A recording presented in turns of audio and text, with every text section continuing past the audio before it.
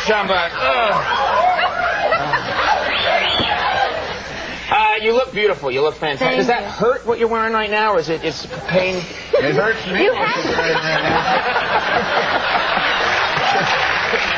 What about gifts? Are gifts a good idea? Or does that put too much? Gifts are good. Gifts are really, really nice. But I don't like. I dated a guy once.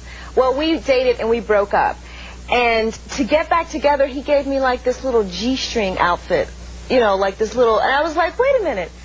That's for you. That's not for me. So stuff like that is not good. Another guy gave me a keychain. I was going to bring it out, but I couldn't get it off of my keys, so I left it in the backstage. But he gave me a keychain. Why did you bring out the G-string?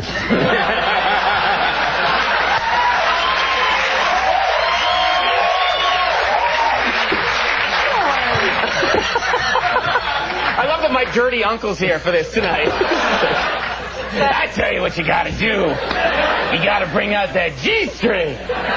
You're writing a book? Yes. How to be a model? Yes. The Complete Idiot's Guide to Getting into Modeling. So like rule number 1, be incredibly beautiful? Right. I mean, what are the things that you can do? I know rule number 2. Yeah? Don't be a midget. No.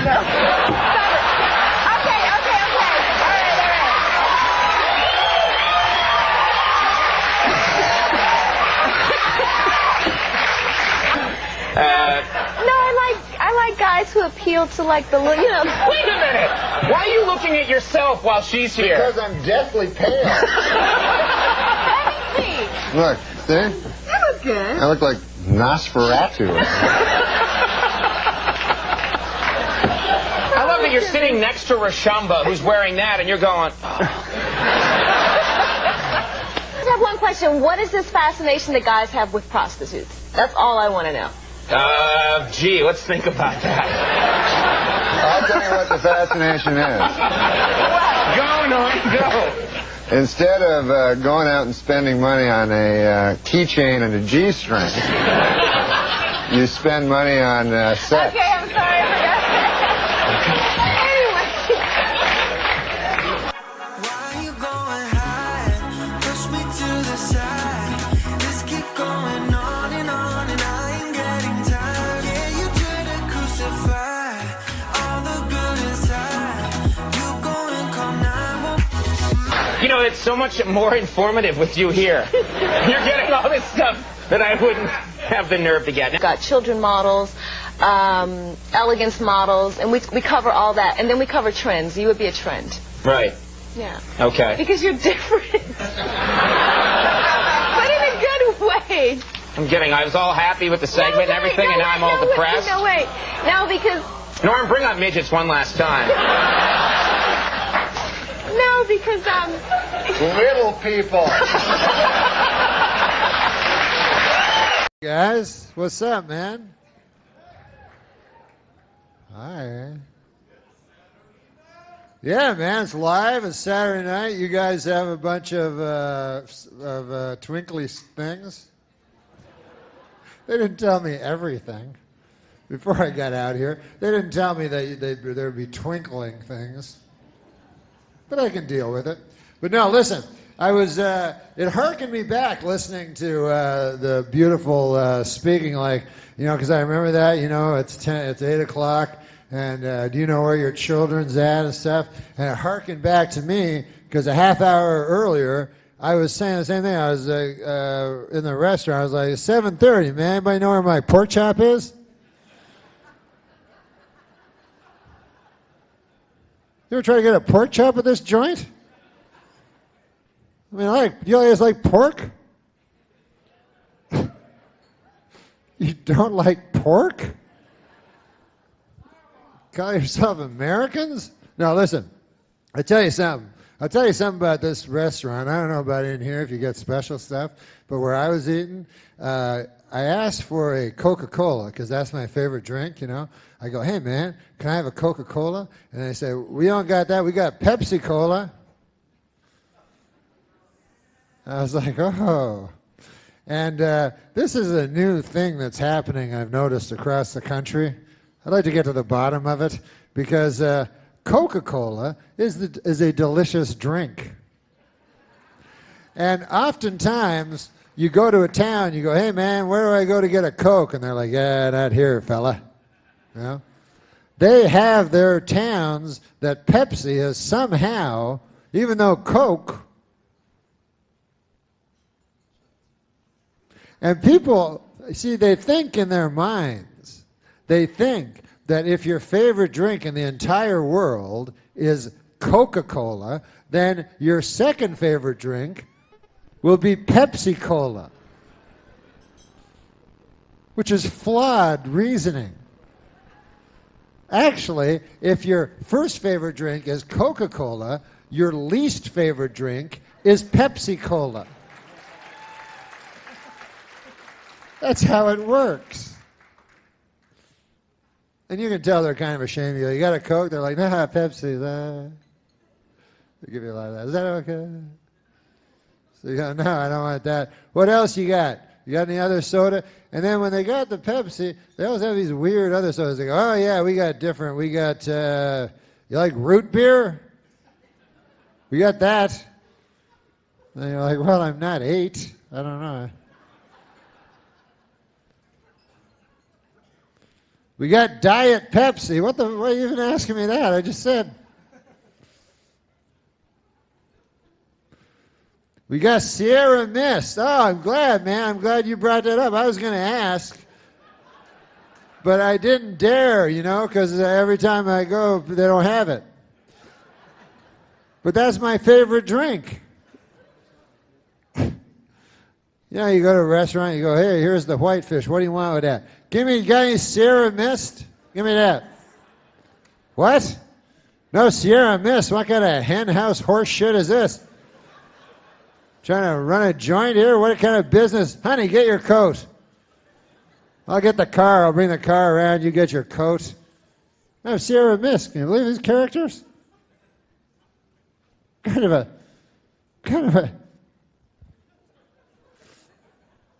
But no, I had a pork. I had a nice, delicious piece of pork, a pork chop, Pork, I don't know. I don't think it's that good for you, but I like it. I'm pretty sure it's not good for you because it's a pig. But I like it. Anything with a snout, I don't think you're supposed to eat. I think that may be in the scriptures. I'm not sure, but I recall something about that. My doctor has me on a snoutless diet right now. He says I got to exercise every day, aerobics and latissimus dorsi, all that shit, get my back and everything, and then no snouts. But no, my friend, let me tell you something. My friend, who is a vegetarian, she's a girl, like all vegetarians are, and you don't mean a lot of dudes, but anyway, she was talking to me about the vegetarianism stuff, right? Now, have you ever had this experience where you think something's right your whole life, and then in a moment, in a flash, you realize you've been wrong about everything you've ever believed ever. Not everything, but that one thing. By the way, if you ever wake up and you realize you've been wrong about everything in your entire life, that's not a good day then. You may as well go down to the rope store and buy yourself a length of rope. Then go down to the stool store, get yourself a nice stool. Then you go over to the notepad store, you buy yourself a notepad. Then you get a pen. You only really need 4 things. And must be hard to write those notes.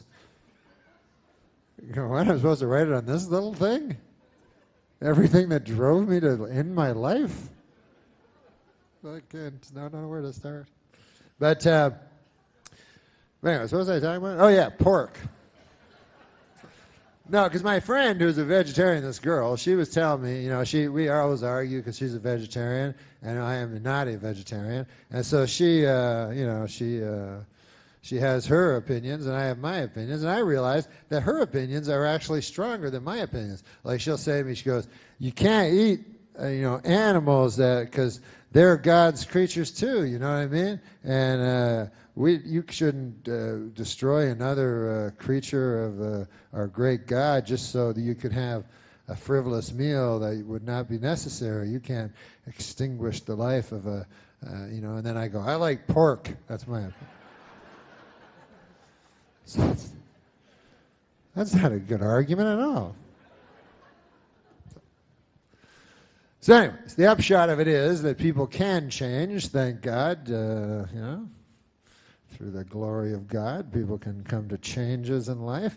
And I am now a vegetarian, so that's nice, Thank you very much. I'm not a strict vegetarian, I eat meat, but I am a vegetarian, but not a strict one. I only eat meat. You know what I don't like is vegetables. I can't eat those. I can't stand eating vegetables. So in the strictest term, strictest use of the word, strict, I'm not a strict vegetarian. But you know what she does, my friend that is a vegetarian? She makes this thing every Thanksgiving. I don't know if you've ever eaten this.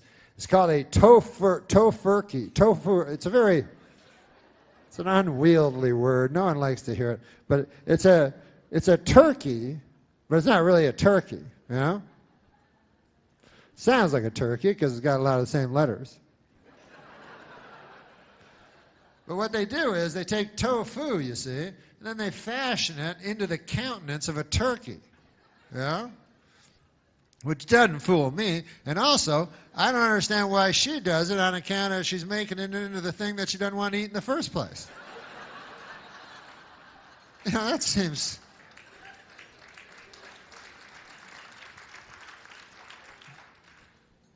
I would not do that, Like I'm against cannibalism, As you all know, as any of you know that follow me on the Google space, WW. I have gone across this country with my anti-cannibal stance, talking to people from one side of this great nation to the other. Every year I put my toe in the Pacific and I travel this great land with my anti-cannibal message. Mostly the young people. I try to educate the young people. I go to the schools and I go, listen. You might think that you're going to be the cool guy because you eat a dude friend of yours, And maybe you will for a couple of years, Maybe you'll be the big man on campus. Oh, that's Jim. He ate a fella. But there's more to it than that.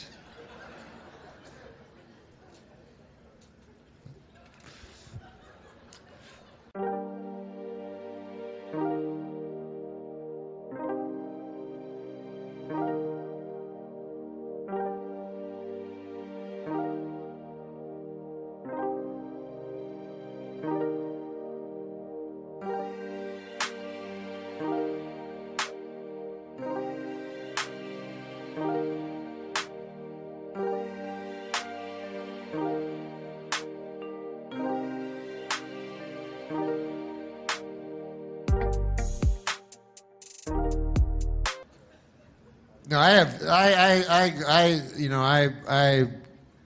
use my time for you know what I do? I do a lot of charity work for things that people, I don't like arguing with people, where they have another opinion than me. So what I do is I pick very popular opinions and then I work for those people. Like, for instance, there was, the landmine big thing? Princess Diana, one of the greatest people who ever lived, she was against landmines.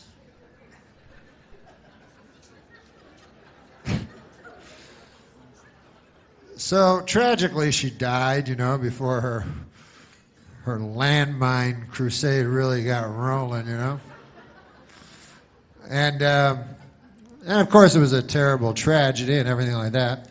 And then she died. And so I am, hey, how about this? Remember when she died? And then Elton John wrote that song for her, but it was the same song that he wrote for Marilyn Monroe?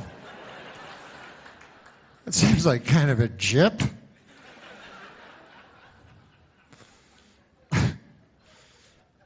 But the king's like, hey, man, you wrote a song for my daughter? I don't know if there's a king.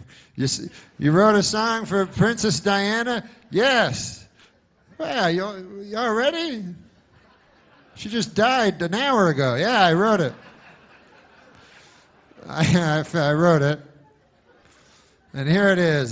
She lived her life like a candle in the wind. Wait a minute.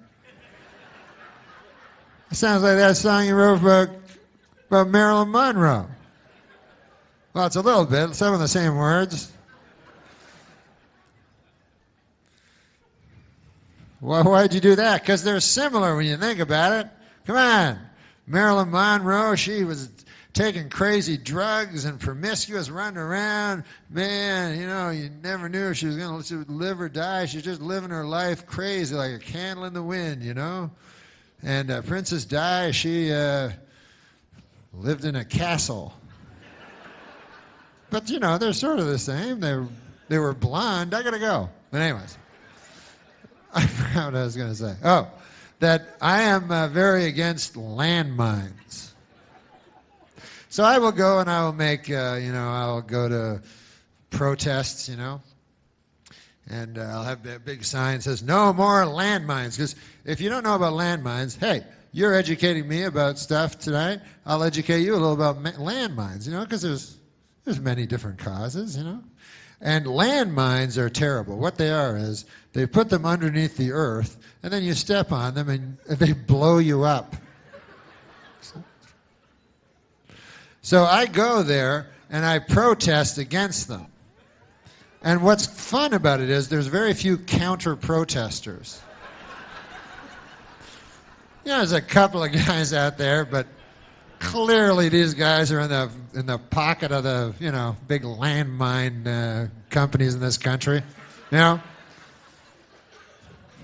don't mean to get all Bill Maher on you or anything, but if you think that the landmine companies in this country care about you, the little person, they don't care about you. They care about blowing you up when you're not expecting it. That's how they make their money. No.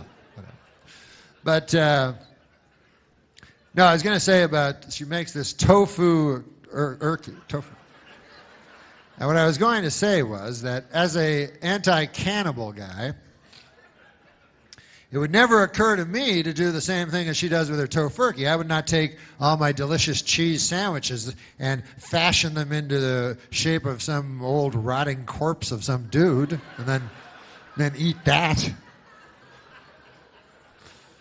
That would make it at least less tasty than the cheese sandwich itself, to me. But listen, it's easy to go around saying, hey, I'm against cannibalism. Oh, I'm anti-cannibalism. Look at me. I'm better than everybody else, I know it's easy to say because I say it every day to people. But actually, when you think about it, you don't really know how you're going to, how your cannibalism beliefs are going to stand up under when it comes up. Because you'll notice in life, cannibalism rarely comes up. There's always some cheese sandwiches around you can find, But what about when you're in the Andes? Well, then all bets are off. You have to wrestle with your conscience because you're in the Andes. I don't even know why people go to the Andes, but they do. They go, hey, listen, travel agent, me and the wife, Ruth, Ruth, we're going, we got to get away from the kids again this year. We got to go to Island. We were hoping something on the other side of the Andes. Anything you got there? We just want to relax, lay on a hammock or something, and we want to go to a nice place that is separated from where we are now by the Andes. And Got any small planes? We like flying in small aerofoils. In the dead of winter. You got anything like that? And they're like, yeah. So you get on the plane, and 20 minutes later you crash into a mountain, because everyone knows it's on the boarding pass. It says, layover a mountain. So you crash into the mountain, and then, you gotta wrestle with your conscience, because, you're down there, and the guy in 24E is looking pretty delicious. And so days turn into weeks, and weeks turn into months. Months, you know how time works, right? I don't have to explain everything. Then becomes now. So and then you have to wrestle with your conscience because you're like, my conscience. And your conscience is very, if you don't want to wrestle with your conscience because, So, although it's not as hard as wrestling with an actual wrestler. High five. If you have your choice between wrestling with your conscience and wrestling with a professionally trained wrestler, I'd take the conscience because it doesn't even have arms. And for wrestling, the headlock is the biggest move. If you don't have arms. So anyways, you're wrestling with your conscience and you're like, oh man, should I eat that guy in 24E? I don't know. He looks pretty good, but I don't think it's right and all this stuff. And then time goes on and you get, and instead of just acting right away, which would probably be the smarter thing, you wait way too long and months pass and then you go crazy and then you go after Frank, that's his name, in 24E, and you're just, you're so hungry now, you're tearing into him, you're like, Frank, blood all over you and everything, Anyways, and that's the last, and this is what you don't want to happen at that point, is for the rescue plane to come over at that very moment, Well, you're like, what the? They're like, we have hamburgers and hot dogs here on the plane. And delicious cheese sandwiches, everything you want here. You're like, what?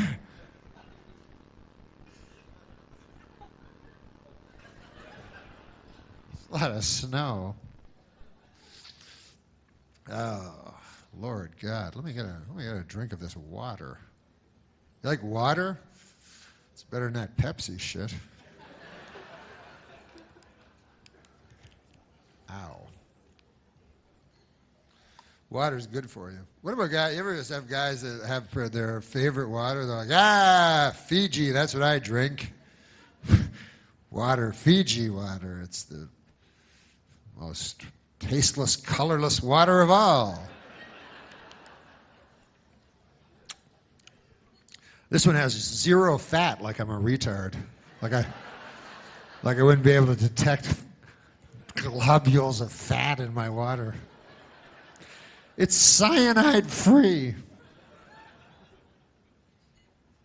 No, but listen, man. I'm not afraid of no monsters, we spend, when you think about it, man, we spend most of our adult life petrified of monsters, And I'm just I'm saying enough, man. I'm not gonna live under the tyranny of these monsters that walk among us, If they get me, they get me. And some of them I don't even know what's so scary about them. Like now they got a movie I've seen, Wolfman, which is very scary, right? A Wolfman, they got a movie, and it's like a werewolf. I think it's exactly the same. I'm not sure. I haven't studied it close enough. But I believe, if a wolf man came at you and stuff, you went, werewolf. People wouldn't go, it's a wolf man, you idiot. But My point is this. I am not afraid of a wolf man or a werewolf because when you think about what they are, they're half man and half wolf. So therefore, I am only half afraid of them as I am of a wolf. And there's no movie called The Wolf. See, if you got a wolf man, half the time he's a man. You can reason with him. Yeah? You can sit down and have a cheese sandwich. But a wolf, man, you can't reason with a wolf. A wolf only wants to eat you. So I'm not afraid of a werewolf. I'm not afraid of ghosts. They don't scare me, you know? Not at all. I mean, I don't want to say I'm invulnerable to fear, but they simply don't frighten me. You know? First of all, what do? You know? They just go, which that's not that scary to me. Yeah? And then they're invisible. They're like, and you're like, what? You're invisible. You can put your hand through them. That kind of a person never frightens me. You know the kind of guys that frighten me? You ever meet those guys where you can't put your hand through them? I don't care for those fellas. But when I can put my hand through them, doesn't scare me in the least. This is how unscary they are. I was at a hotel a couple of weeks ago. In the lobby, they were saying they were bragging about there was a ghost in the hotel. You know, how scary can that be? You know what I mean? They're like, every night, Mary with the blue dress. That was her nickname. She was murdered, and she hangs around the bed. You know what I mean? And she'll come over, and so beware, because Mary with the blue dress. Which was her nickname, which was an odd nickname, because you'd think her nickname would be Mary the Ghost. You know. When they came time to pick out her nickname, you know, I think they were like, oh. They go, hey, what do you notice about Mary that makes her distinctive? We got to come up with a nickname for her. I know she wears a lot of blue dresses. She seems to have an affinity toward blue dresses. You're talking about Mary, right? The transparent lady?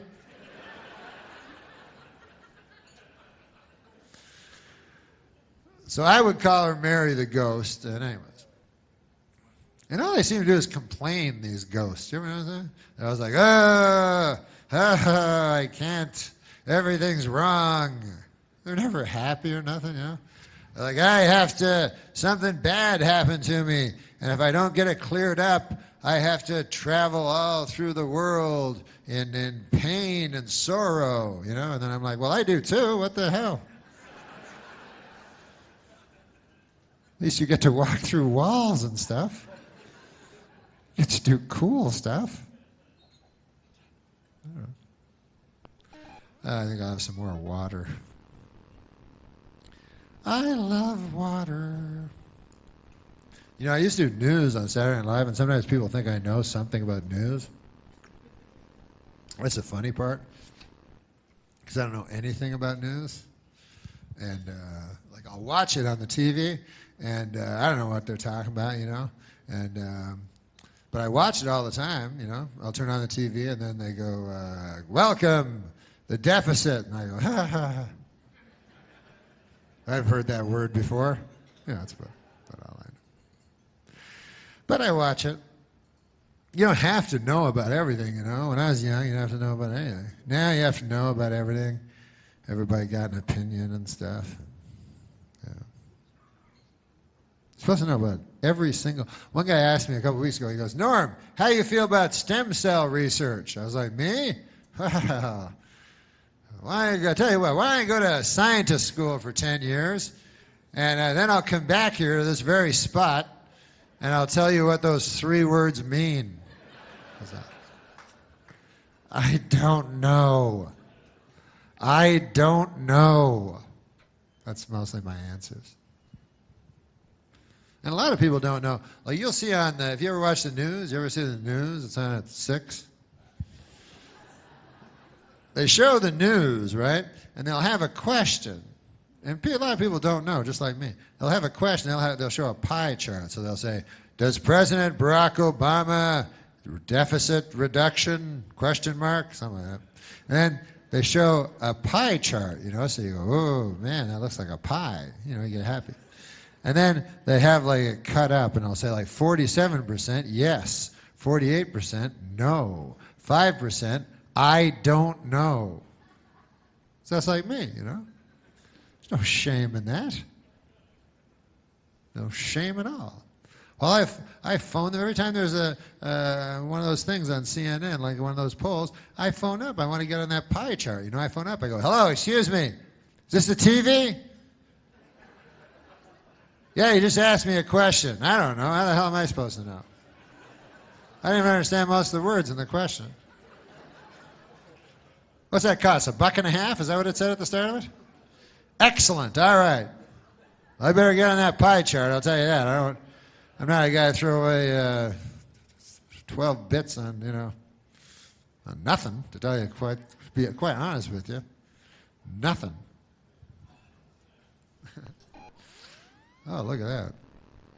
So, I don't know a lot about stuff, Like sometimes when I go to parties and stuff, because everybody got opinions and stuff like that, what I'll do is I go to parties not to talk opinions with people and elevate myself or anything like that. I go to parties to try to get me some free sandwiches, because I find at parties often you can find, if you look, cheese sandwiches for free. And often what they do is they'll put other stuff in it, you have to take it out, so you just get the cheese, but whatever, it's free. And but the other people I notice, they go there to converse and talk of the issues of the day and so forth like that at the parties, and I don't like that kind of stuff, So I tried, and I don't know anything. See what I mean? So what I'll do is before I go to the party, I just turn on the TV, on one of them channels with news, and then there's a guy with a suit and a tie. I just say whatever he says. I'll say that at the party, and it usually works. I'll just go to the party and everybody will be yapping. They'll be like, deficit and health care, trillion, billion. Then I go, yeah. Hey, I got an opinion. Listen to this now. I blame the media.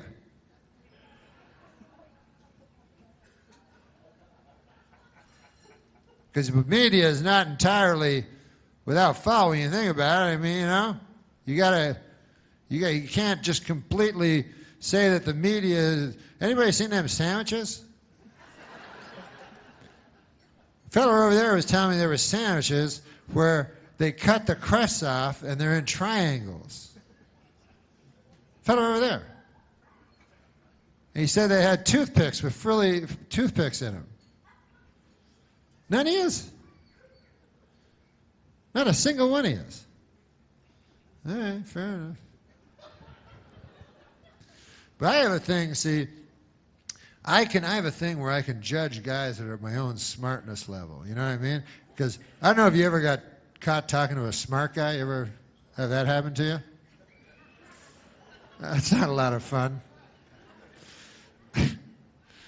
Like you're at a party and you're at that kitchen part where there's that big square thing. I don't even know what it is, but you're all standing around, and then there's 5 of you and 3 of you leave, and it's just you and the smart guy, and the guy's got a pipe or something. He's like, anyway, how about that leader from the foreign country? What about his name? You're like, I'm going to go ahead and look for them sandwiches, but I'm coming back to talk to you. I'm not running away, if that's what you think. I'm not going to run out that side door right over there and run full speed down the street. I don't think that. No.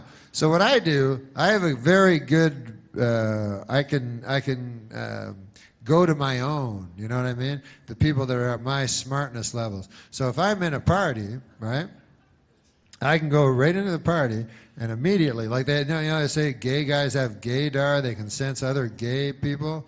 I'm like that with guys of my dumb level. I can walk out, I can just go, immediately I'll say, hey, I bet I can keep up with that guy over there. Then I make a beeline over for that character. And then we talk about, Jughead comics or something for a while. I don't know. We have a grand old time. And I try to pocket a couple of cheese sandwiches and take off. But it's hard to talk to anybody just in regular life, I don't know how to do it. Especially like one-on-one, like talking, It's so hard with people, like my friend was saying, you got to listen. That's the most important thing in a conversation. Listen to the person that's talking to you. But that's not enough, because eventually that other guy will stop talking. I'm good at that part. But, and then you go, oh, sorry, I forgot to think of something to say there. You keep talking, and the next time you stop, I'll say something. So you got to do two things at once. So you got to listen to the guy, everything he's saying, plus anything he says that you may know something about, you got to keep that in your head for when he stops talking. You know what I mean? So maybe he's yapping, and all of a sudden he mentions Fonzie or something like that, right? So then in the back of your head, you go, hey, wait a second, I know something about Fonzie. So as this idiot stops talking, I'll say my Fonzie thing. Excellent. Excellent. Doodly-doo, doodly-doo. Doodly-doodly-doo. Ah. Peace. So this is what it feels like, huh? Doo-doo-doodly-doo. And then maybe the guy changes the subject. You're like, whoa, whoa, whoa, whoa! Hold on a second there. Wait a minute. No, it's interesting what you're saying now. It's interesting. Hey, but what about then? Remember then? It was earlier than now? You were talking about Fonzie. Yeah, anyways. Interesting thing about Fonzie is this. It's not his real name. Arthur Fonzarelli. That's a true fact, man. You can Google that up on the W. All right, you talk for a while now. It goes on from there. But I don't know. The news, some of the news I understand, but that news isn't real news, you know what I mean? It's just odd, crazy, like Tiger Woods, who's still in it, in this tournament, which is depressing for me because I like Tiger and stuff. And then, Tiger victimized himself, first of all, his family, but and all these women and everything. But he also victimized the golf fan, me. You know what I mean? The guy, I believed in him and I trusted him, and so it was kind of sad for me because I don't care if a guy wants to lie down with ladies and stuff like that. I understand that's a thing guys like to do, but I don't like hypocrisy. You understand what I'm saying? I don't like a hypocrite. And to me, Tiger, when I was watching him, he always presented himself to me as a golfer. I always thought he was a great golfer. I watched him my whole, life. And he'd be in the sand hitting it out, and then the golf ball come real close, you know what I mean, to the hole. And then he'd put it in and go like that and everything. So I was all happy. I go, man, that guy's a golfer. People would ask me, who's Tiger Woods? I go, he's a golfer.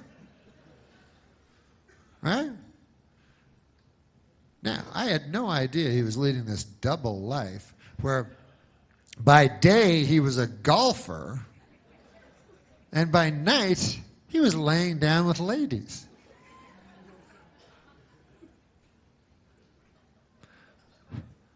Otherwise, I never would have bought the Buick.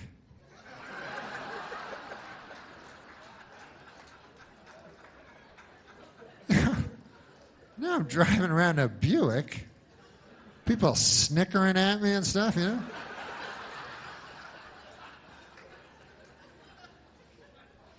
Whatever.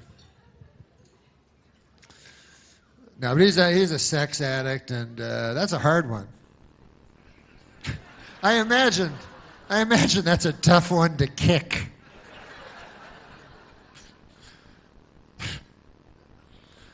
Wouldn't that be the worst? Like those meeting, like a sexaholic. What if they have those meetings? What do they call them? They always say aholic. It only really works with alcohol. Like sex, AA, yeah, for sex. That would be a weird. I don't know how that would go. But if you haven't had sex for like a year or something, and then you don't want to hear about some guy's relapse. Guy's like, I've been weak. Oh no, you don't have to tell us. I met her in a bar. She was gorgeous. Please. You have to hug the guy. That's too bad. Oh, that's terrible. Well, we all, whatever.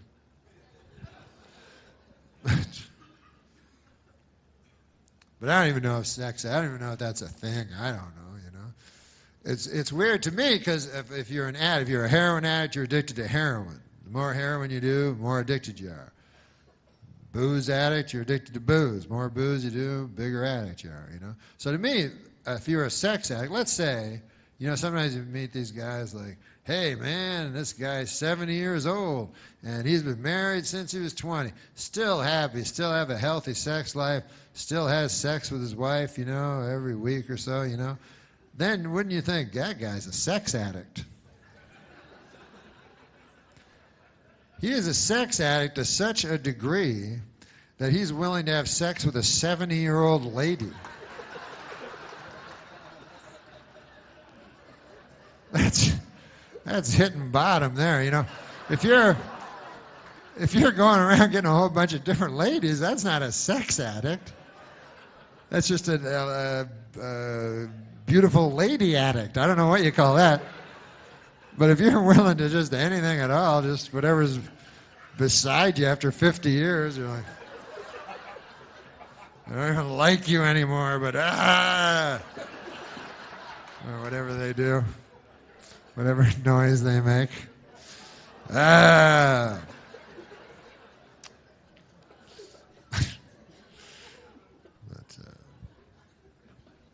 man, I don't like those news stories that's scary either, man. That's why I don't like watching the news no more. Because when I was a kid, just news stories be real stuff, like about the world or whatever.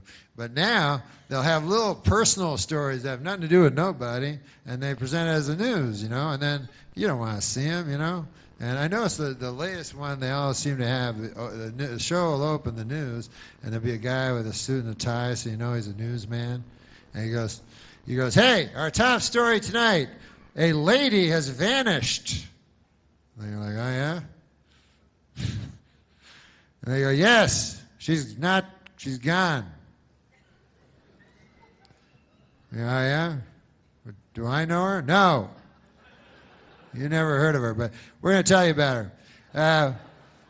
We got Bill. He's on the outside. They have one guy inside, one guy outside.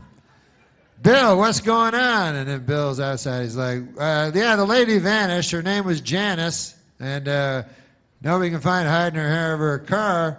Was found in the car is fine. It's in the Burger King lot, but we can't find a lady. All right, back to you. And, so then you're at home, you go, well, I don't give a damn on account I never knew her in the first place. How can I possibly care? As a matter of fact, I'm happy it's her and not someone I know. So, but then they go, we'll tell you about it. You go, no, that's cool, I don't really want to know. But they can't help themselves, They go, here she, oh, hey, Bill, you still outside? And he's like, yeah, of course. And they go, we understand you have some friends, a Janice, to tell you about? Yes, we've been talking to some of her friends anyways. Turns out she's a good lady.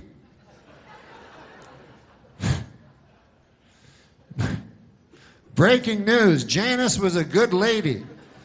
And we got some of her friends here going to talk about it. And then they show a lady and says, Janice's friend. And she says, oh, Janice, man, she was the greatest. She was the kind of person where you could walk into a room and she would light up the whole room. It was amazing. She didn't have a light or nothing like that. She would just somehow, through sheer tyranny of will, she could make a room light up. Some of us thought it was supernatural, but And then this is other Janice's friend. Oh, Janice. She was the type of lady I remember that you could always turn to. You know how sometimes you want to turn your neck, you know, because you're having troubles. You want to, you know, or your neck hurts, whatever. But when you turn, the person you most want to see in your eye line would be Janice, you know. And then, if say Janice's other friend that wasn't one of the first two. Well, Janice, she's the kind of person you could be talking to your best friend the whole world, you know. And then Janice comes in and goes, "Screw you, I'm talking to Janice." You know, you go over to Janice. She's a better person than you. It's Janice. And so then at home you start to get invested in Janice. You start liking her. You know what I mean? And every day they show you more about Janice, you know, and they show different home videos of her, and you're like, "Hey, honey, look! Oh, I like that hat she's wearing. She's eating a piece of pizza," you know. And you start really liking her, you know. You go, "Ah, man, that lady's nice. I'd like to meet her one day. That'd be, oh, I forgot she vanished. Oh, well, they'll find her. I'm sure of it." Then you get hope, you know, and all you can think about is Janice. You know? Your feverish dreams are commanded by Janice's spirit, you know? You can't even think right, you know? And every day you're turning on the news, "Man, what's going on with Janice?" And they keep going, telling, you know, and things progress, you know, and Bill's still outside, and he's like, "We're still looking. It's been 3 weeks now. But as we speak, everyone's combing the woods behind me as we speak." And then you're at home, you go, "Oh, no, not the woods." You don't like to hear that. Nothing good ever happens in the woods. I've seen enough of these stories to realize that Janice is not going to come bounding out of the woods anytime soon. It's like, "Hey, what's going on, everybody? I was just taking a stroll through the woods. What's going on? Why are you taking pictures of me anyway? What's going on?" Now, if they find you in the woods, generally, they find you in one spot. As a matter of fact, exclusively, every time, if you're found in the woods, you're found in a shallow grave. That's the way it works. I don't know why, but I've seen enough Bill Curtis specials to know that shallow grave is where you want to end up. Certain things you don't want on your death certificate. One would be shallow grave.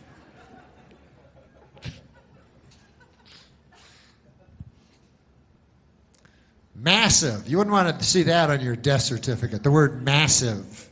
Or maybe you would. I don't know. Maybe that'd be a good one.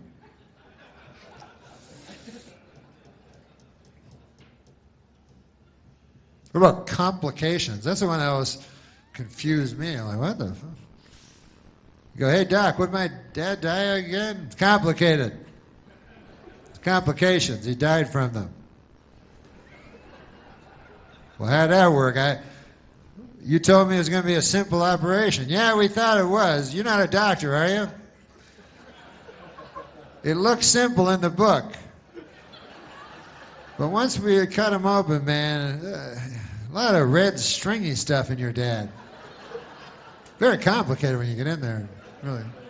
Well, anyways, goodbye. So, yeah, you don't want to see shallow grave in any of your, you know, in any of the Fourth Estate's account on your being dispatched. So, and also, doesn't it seem a little rash, a shallow grave, you know? Like after all their planning, these serial killers, they're supposed to be so cunning, you know, so diabolical according to the TV movies I've seen.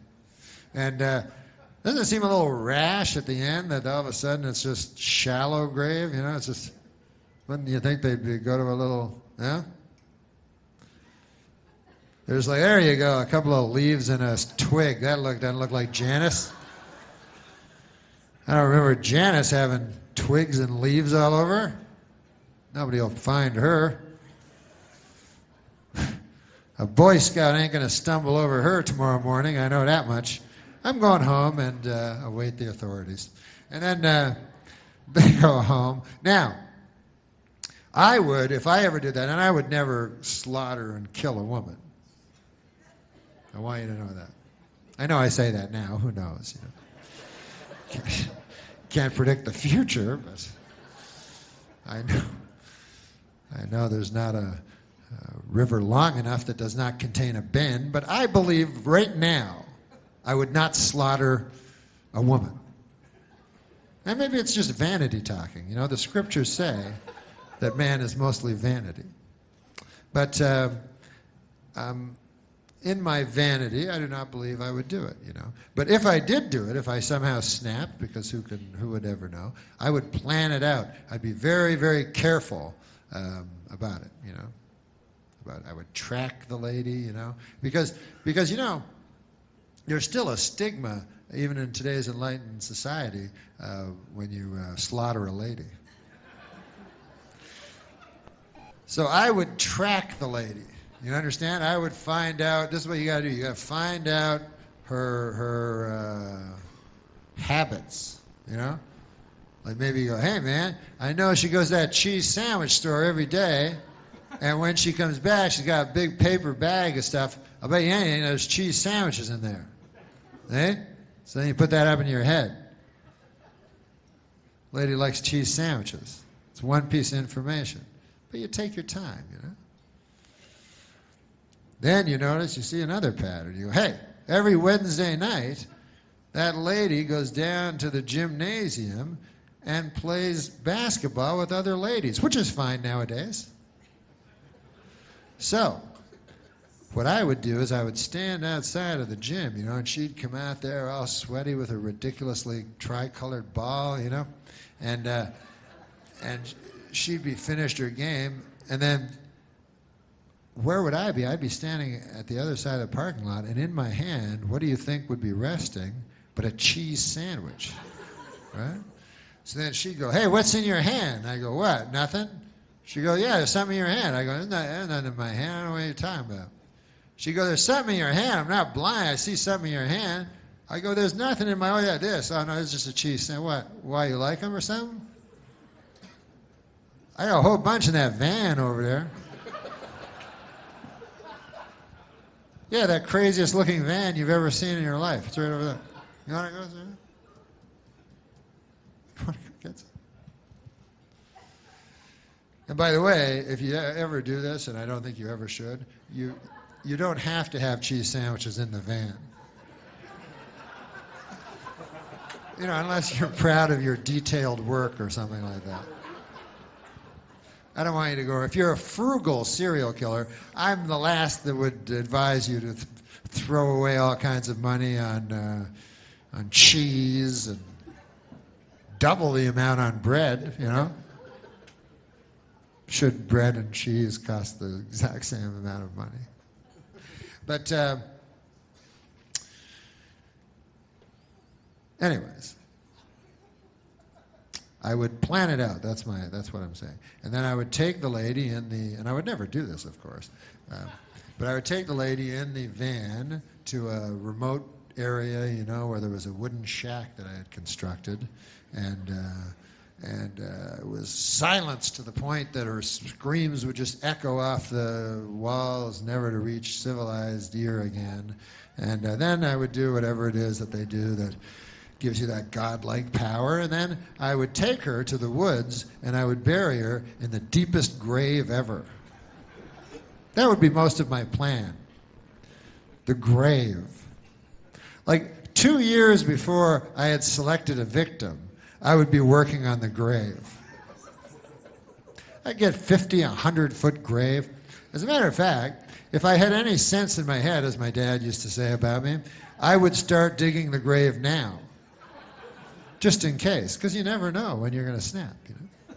I should go home and just dig a big, deep 100-foot grave, you know? And worst case scenario, like my dad used to say, hey, a little hard work never hurt anybody, goddammit, you know? And best case scenario, I slaughter a lady and get away with it. If you're gonna slaughter a lady, and I'm completely against it, it's much better to slaughter a lady and get away with it than slaughter a lady and not get away with it. That's just I don't know, because I've not done either. You know, I would have to talk to one of you that have done both to really get an answer. But I would suspect, like anything, not getting caught, you know, is the better choice than getting caught. You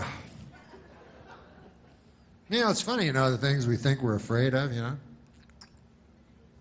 because the things we're really afraid of in life, like monsters, you know, and serial killers and terrorists and stuff like that, they ain't gonna do nothing, you know. Like, what's the chances, really? You know what I mean? But you're always afraid, like earthquake or something like that, you know, tsunami. I was afraid of this crazy stuff. But you're not, the stuff that really gets you, you're not afraid of. You don't even think about it, you know? Like, you think, you're always like, man, I hope a terrorist doesn't attack and kill me, right? What's the chance of that happening? Like 1 in a billion? You know, a terrorist ain't going to attack and kill you, you know? But what's the chance that you're going to be attacked and killed by your own heart?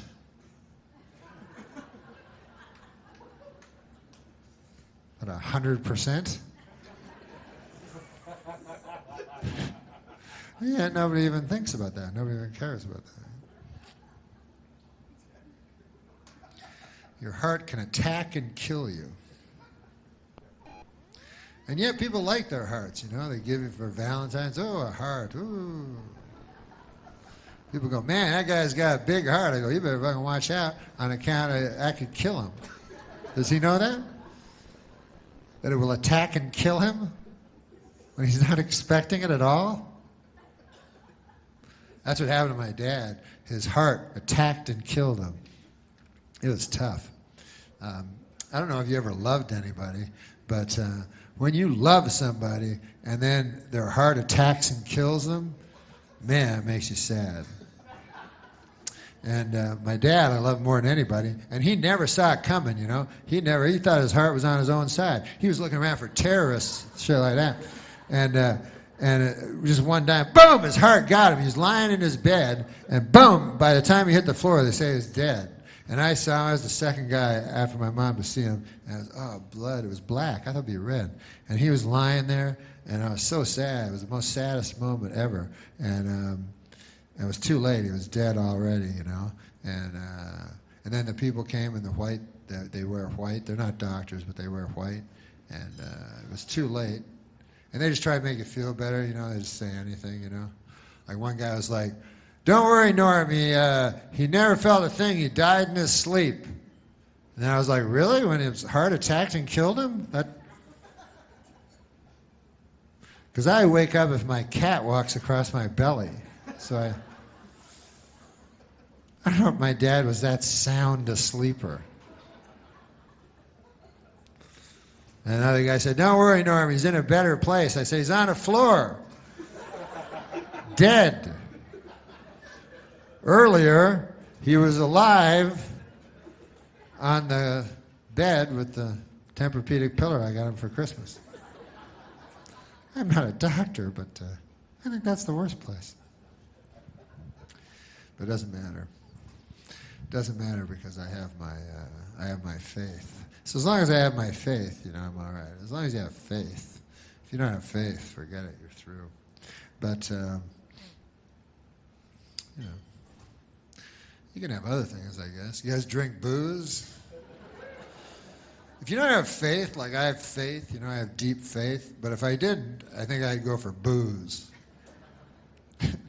Because it seems like, you know, seems like a good thing. My buddy, everybody has diseases. My buddy has alcoholism, which is a disease. And he told me that. He said, "Norm, I got a disease of alcoholism. You know, it's taken over my life, and it is a disease, you know." But I was trying to look on the bright side of things, and I told him, I said, "Listen, Bobby," his name's Bobby, I said, "You know, it's true, you got a disease and everything, you know, but you got to look at the bright side, because that's what I believe in. And as far as diseases go, I think you got the best one," I told him, you know. Because it's the only disease where you get to drink a lot of booze all the time. As a matter of fact, that is the disease. Just drinking booze. It's not exactly bowel cancer. You know, like my Uncle Basil, he has bowel cancer. I would not, and I don't think my buddy Bobby, the alcoholic, would ever go to my Uncle Basil and go, hey, I hear you got bowel cancer. I know how you feel, man. I drink booze. Those diseases, good Lord. What are your symptoms? My bowel hurts a lot and I bleed from the bowel. How about you? I get happy. And sometimes I go somewhere, I meet someone that has the same disease as me, and then I have sex with them that night. That's in the latter stages of the disease.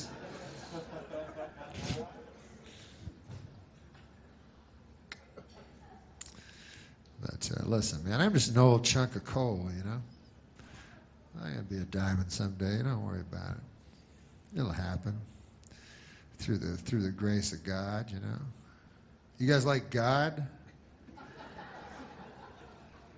I mean, you do God's work, you know, even if you don't know it. I have always been very religious, you know. But I'm a specific religion. I don't want to tell you what religion, you know, because I don't know if my religion is the exact correct one. Even though I know there's a God for sure, I'm not 100% sure that my guy is the right guy. And actually, that's one of my biggest fears is after I die, I get up to heaven, I'm like, oh, God, not you. I thought it was the other fella. What? Oh, God, he was a good public speaker, you got to admit that. Not him at all? No? Oh, well, how about that? So what now? I got to get raped by the devil forever or something? So that's my worst fear, you know, because I try to do good, and I try to, even though I'm an old chunk of coal, I want to be a diamond someday, you know. I want to be the world's best friend, you know, go around shaking everybody's hand, you know what I mean? I want to be a good guy. But maybe God, through even an old wretch like me, can do something. But you guys do things for children. What's better than children? You know what I mean? I had a child. I still have one. He's like 10, 15, something like that. Time goes by so quickly. You know, it's hard to remember details. No. But he's beautiful. When you have a child, man, you got love that's unbelievable. You never had it before. You realize you've never had it once you have it. You know? Like when you have a child, you go, oh my God, what the hell is that? You know? Like I know you used the word love before and everything like that, but you're like, whoa, that is something. And then your single friends, they don't understand. You go, hey, Jim, man, you got to get one of these. This is the craziest feeling I ever had. Like I just all through my body, all I feel is like happy. And then the guy goes, is it like crystal meth? And you go, no, what? I don't want to be your friend anymore, friend. No. This is love. This is love. And then actually, sometimes you have this is the flip side of it, the bad moment, because you said earlier that you loved other things before you saw this, you know, which is what you really love. And so there's always a bad moment when you're looking at that, and then you look over at your wife. You ever do that? You're like, oh, look at this. I love. That's love. Oh. Hey there, lady. What's going on there? Yes, this is it. And it makes sense, you know, because it's pure and doesn't lie, and it's you, and it's your blood and your DNA and your Aunt Hazel's nose part right there, and everything. And so how can that compete to some lady that you met in a bar one night? How can that possibly compete with that? So anyways, The children.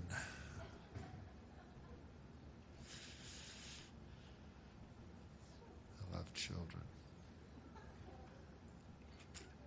It's funny, like you can't love children anymore because, you know, even though Jesus, and I'll tell you something, I don't want to say any specific religion is better than all the false ones, but this is the only religion, I'll tell you, that I am against.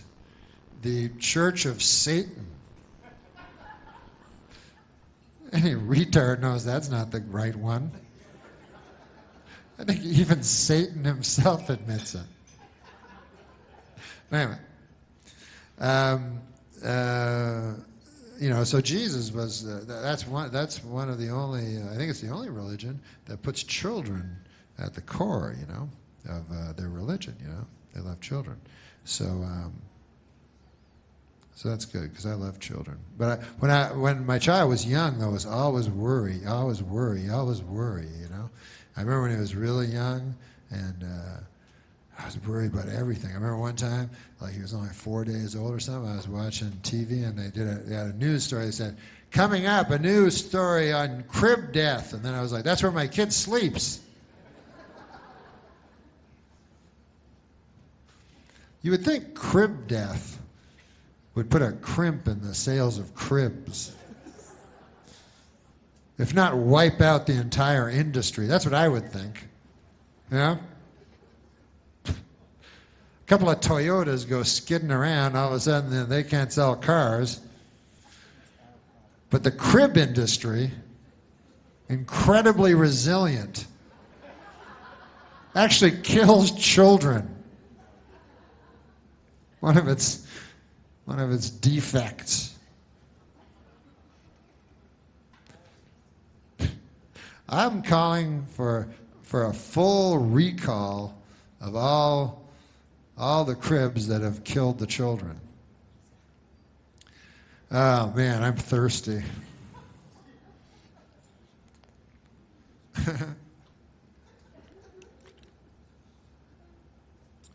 La la la la la la la.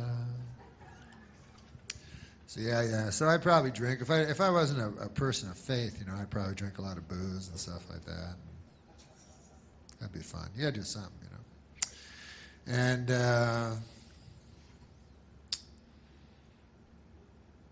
yeah, I don't like drinking though. You ever drink those little shooters that are really like powerful and they have like sex names? They have like filthy names.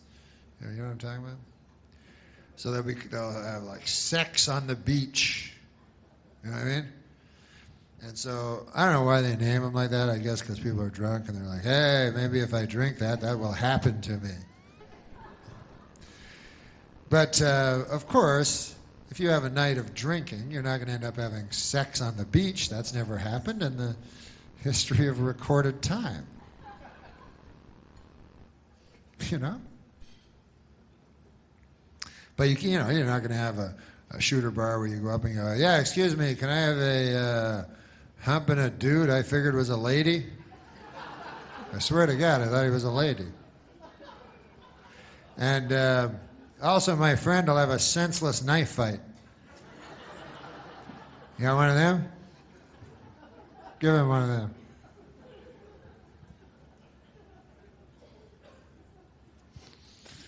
But,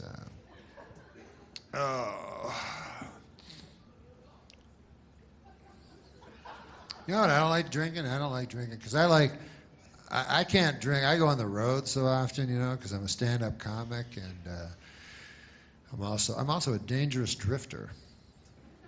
So my hobby and my work dovetail very nicely. I drift from town to town, across this great nation, you know, and I do some stand-up comedy. So I'll be in a town, and the policeman feller will say, "How long you in for?" He won't know that I do stand-up. He just knows me as a drifter. He goes, "I see you're in town, huh?" I go, "Yeah." He goes, "How long you gonna be here?" I go, "Just till Monday." "Yeah, I work down there. I got a job, see? I got a job. Well, you can ask Vic. I'll be asking Vic. And I want you out of here Monday morning the time you say you're going to be out of here. I will, sir, I will. And off I go. But what I was going to say was that, you know, as I travel this great nation, you know what I would like to do actually is, if there is a Great Depression, is that coming, by the way? Because you guys seem to know more than me. Like, will there be a Great Depression? Like, will I be carrying around at some point a stick with a thing on the back of it? And will I be hanging around big garbage cans with fires and making hot dogs with them and sharing them with my friends? And ganging together, you know? We got to gang together in case the other gangs get us. Huh? I don't know. Keep seeing things on the news. Got to prepare myself. What about those things you see on the commercials where you go, I think everything's like retarded now because something's happening weird, you know? Like, you ever see where they'll go like, have a guy in the commercial and he goes, hey, you like gold? And you go, yeah. You go, you ever think of getting gold? Keeping it? It's worth a lot of money. And you go, yes, of course I've thought of that ever since I was 5. Daffy Duck. I first thought of it when I watched Daffy Duck when I was 5. Ah, well, you should get gold. I'm G. Gordon Liddy, and I broke into the Watergate Hotel. You like gold? I don't even know why the guys. What about guys that, oh, forget it. I was going to say guys that do commercials where they're, you know when guys are old and they do commercials and you kind of feel sorry for them, you know, because they're old. Like, remember the $6 Million Man? Right? The guy was worth $6 million. No, he's an actor, but he played the $6 Million Man. So when he got this, he goes, hey, man, what's the role going to be? You're going to be a guy worth $6 million. Say your arms are the best arms, and your eyes, everything. So he's feeling good about himself, you know? He's like, yeah, that's pretty cool. Yeah? Because a regular man is not worth $6 million. You'd be surprised to know this, but an actual regular person, if you just took them down to their trace elements, you know what a human body's worth? It's only worth like a couple of $100,000. So, but this guy was worth $6 million. So now, anyway, I seen him on the commercial. He sells the bionic ear. So this is kind of sad to me, you know, that he was at one time, you know, Hollywood $6 million man, and now he's like, I don't hear too good. You want to buy this? The bionic ear. And of course, you get gypped because you think of the bionic ear from the show, where it was like, do, do, do, do, do, do, do, and you could hear from a long way away. You know how you could tell the bionic man was fast, by the way? This is kind of a neat trick they did that seems very counterintuitive. But at the start of the bionic man, they'd show a collage of how powerful he was. To show how fast he ran, they would show him running in slow motion. So he'd be like this, da-da, and you go, God damn, that guy's fast. You go, man, I wish I could run that fast. How does he run that fast? Anyways, I always feel sorry for those guys that have to do that.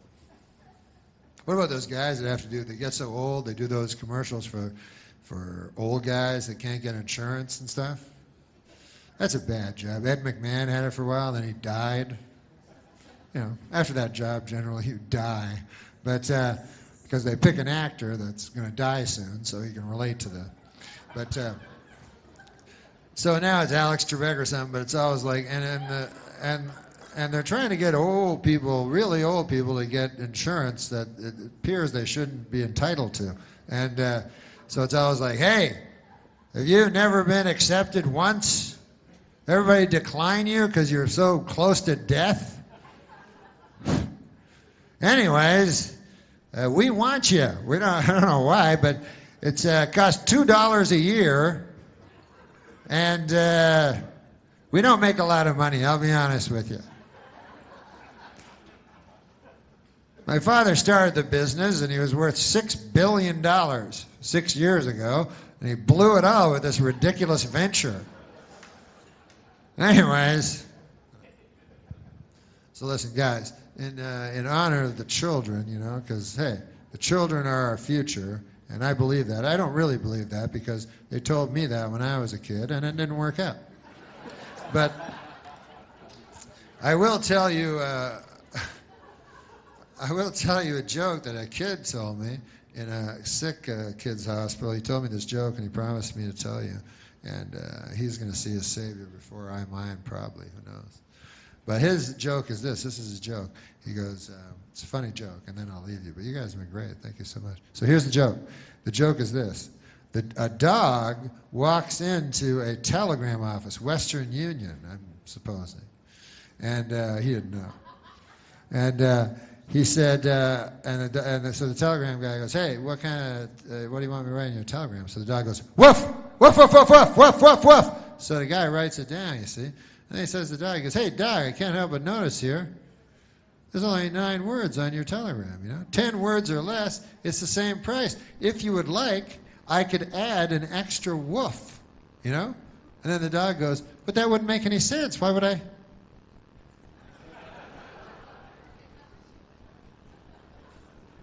Most of his brain stem was gone. He wasn't making a lot of sense. But he was a child. They said he was more host than virus. I don't even know what that means. I'm not a doctor, but no such child exists. All children are beautiful, except the evil ones. I like all children, except British children. I don't like those British children because they remind me of the devil. They're very evil. And, I grew up with the Omen and stuff like that. And, when the Omen was young, Damien, he was all scary and everything, you know. And then later, they did Omen 2, and he's a little older, he was still frightening. And then he was like 13 in the third one, and then he was frightening. Then they did one, he was an adult, he wasn't frightening at all. It's interesting, huh? You would think that human beings would become more evil as time went on. You know? You wouldn't think that the embodiment of evil would be inside of a child. But, I think that's just the celluloid pictures we get, I think in reality, as the scriptures say, let the children lead us, So let me think if I can think of a joke. It only seems fair. Jeez, I don't know a lot of jokes.